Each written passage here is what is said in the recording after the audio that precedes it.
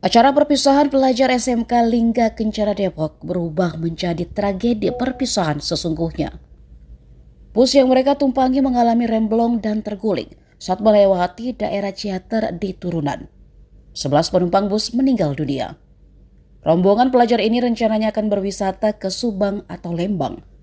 Wajah-wajah ceria mereka sempat diabadikan dalam sebuah foto yang kini beredar ramai. Dalam foto tersebut tampak para pelajar tersenyum gembira. Mereka sedang menggelar perpisahan sekolah jelang kelulusan.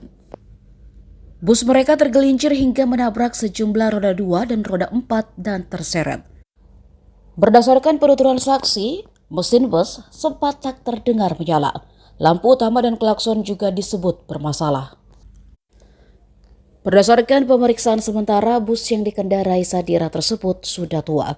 Bus itu beroperasi dari tahun 2006.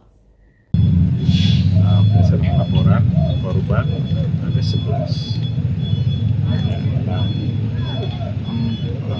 perempuan, 5 laki-laki. Untuk lebih detail nanti sekarang juga saya akan menuju ke Subang.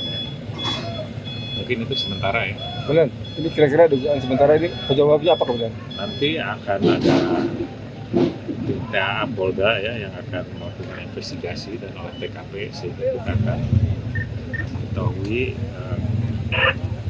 penyebab kecelakaan ini secara pasti.